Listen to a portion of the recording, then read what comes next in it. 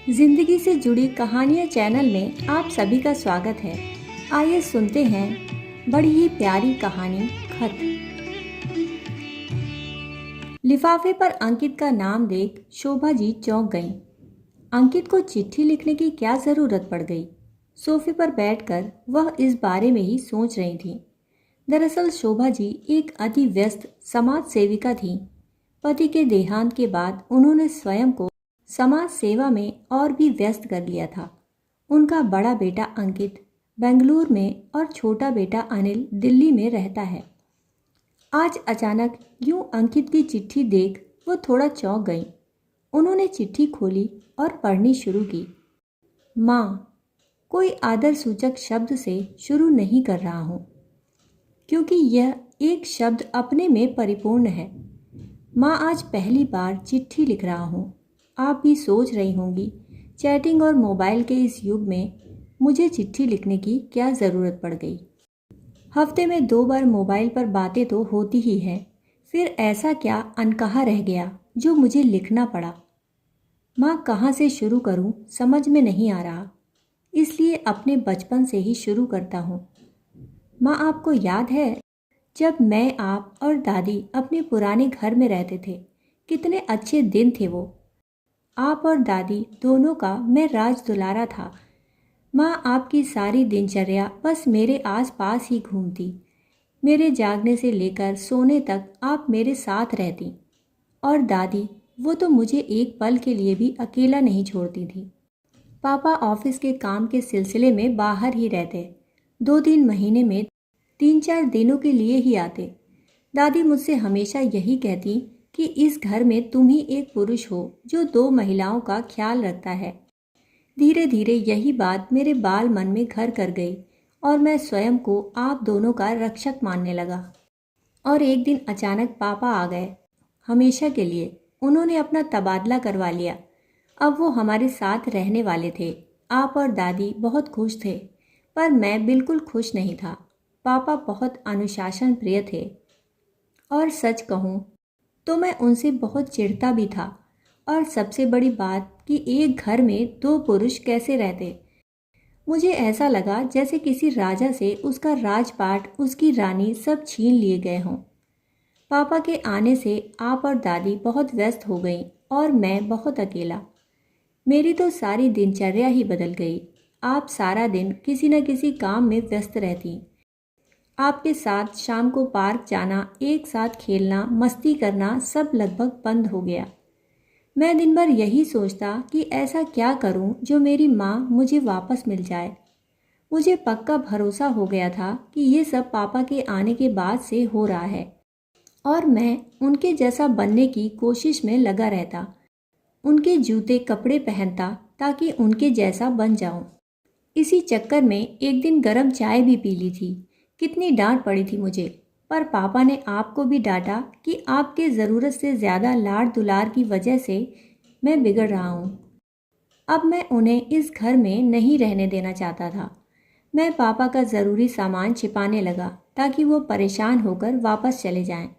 रोज़ office जाने के पहले पापा और आपका झगड़ा हो जाता और आप रोती तो मुझे बहुत बुरा लगता।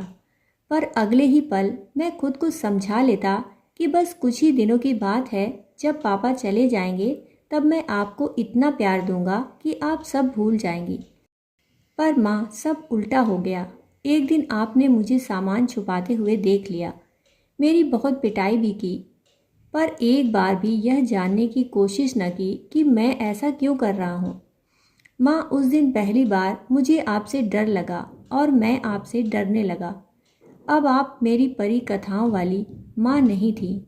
और फिर अनिल के जन्म के बाद तो आप एकदम ही बदल गईं। आप हर समय मेरी और अनिल की तुलना करती। तब मुझे लगता घर में एक दुश्मन कम था जो दूसरा भी आ गया। अनिल कितनी जल्दी खाना खत्म कर लेता है और अंकित तो बचपन से ही सुस्त है। अनिल जल्दी खा लेता क्योंकि मैं उसके सामने जोकरों जैसी हरकतें करता। वो खुश होकर खा लेता, तब आप भी खुश हो जाती और मेरा खालीपन आपको दिखता ही नहीं। अनिल का बोलना, हंसना, खेलना सब आपको अच्छा लगता, पर आप ये भूल गईं कि छोटे बच्चे दूसरे बच्चों को देखकर जल्दी सीखते हैं। मैं उसके जैसी हरकतें करता तो आप मुझे डांट कर कहती कि मैं अगर वैसी हरकत करूँगा तो अनिल भी वही सीखेगा, इसलिए बड़े भाई की तरह व्यवहार करूँ। मैं कुछ भी करता आपको शायद पसंद नहीं आता था। उस समय आपके लिए तो अनिल ही बेस्ट था और मैं उद्दंड, जिद्दी, झूठा और बदतमीज़।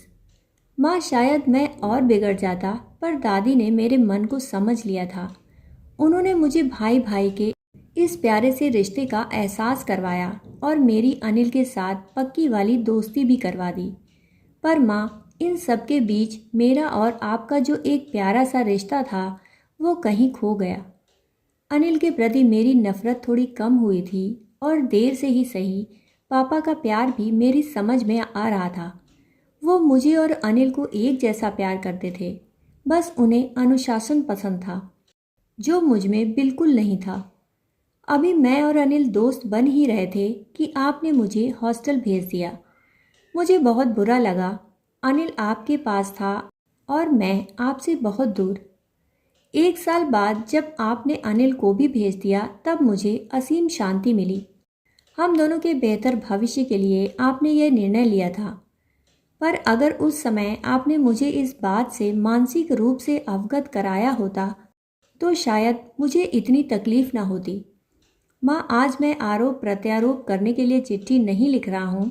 मैं जानता हूँ कि आप एक अति व्यस्त समाज सेविका हैं, पर आपके परिवार को भी आपकी ज़रूरत है, क्योंकि एक अच्छे परिवार से ही एक सभ्य समाज का निर्माण होता है। माँ, आपको तो याद ही होगा, पिछले महीने मैं अनिल के घर गया था। मैंने अनिल की बेटी मेघा की आंखों में अपने 2 साल के भाई के प्रति जो हिंसा और नफरत देखी, एक पल के लिए मुझे अपना बचपन ही घूमता नजर आया।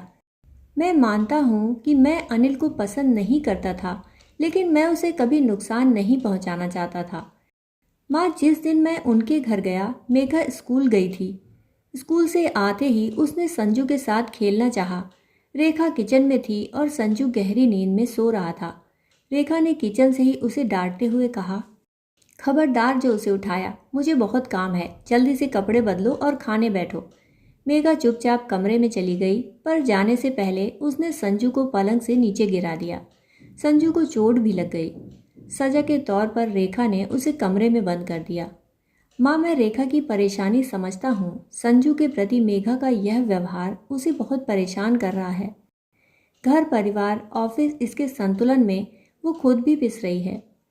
वो मेघा की दुश्मन नहीं है, पर उसकी भावनाओं को समझने का, उसकी बातों को सुनने का समय ना अनिल के पास है और ना ही रेखा के पास। माँ, मेघा को इस समय अतिरिक्त प्यार की ज़रूरत है, पर संजू को मेघा से सुरक्षित रखना ही शायद रेखा का पहला दायित्व है। संजू को सुरक्षित रखने के चक्कर में रेखा असुरक्षा की भावना से घिरती जा रही है, और मेघा, उसे तो इस प्यारे से रिश्ते का ज़रा भी आभास नहीं।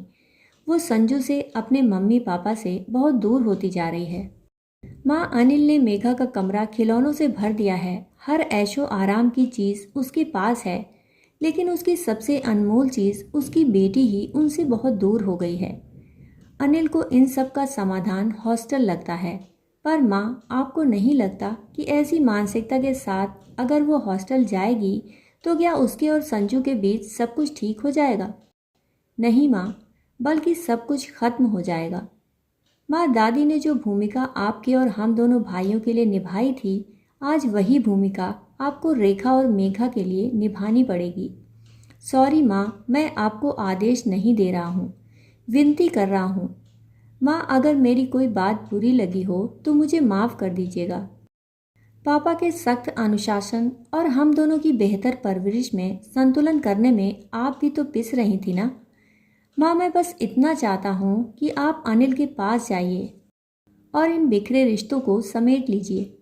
माँ, मैं नहीं चाहता कि फिर कभी किसी बेटे या बेटी को अपनी भावनाएं व्यक्त करने के लिए कागज़ कलम का सहारा लेना पड़े। माँ, आखिर में एक बात कहूँ, अगर हो सके तो कुछ दिनों के लिए मेरे पास भी आना। मेरे बच्चों के लिए नहीं, उन्हें मैं और रेनू अच्छे से संभालते हैं। आप मेरे लिए आना।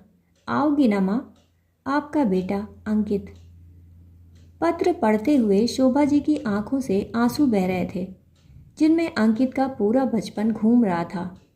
जो सब कुछ उनके लिए सामान्य था वो अंकित के लिए कितना कष्टकारी था। अनजाने में ही उनसे कितनी बड़ी भूल हो गई। बच्चों की अच्छी परवरिश, पति के लिए परफेक्ट वाइफ, सास के लिए एक अच्छी बहू, खुद को ये सब बनाने के चक्कर में अपनी ममता को ही भुला बैठी। अनजाने में ही सही, पर भूल तो उनसे हुई है। उसे सुधारने के लिए उन्होंने तुरंत अनिल को अपने आने की खबर दे दी और अंकित को फ़ोन लगाने लगी। इस समय वो सिर्फ अंकित की माँ थीं, समाज सेविका शोभा देवी नहीं।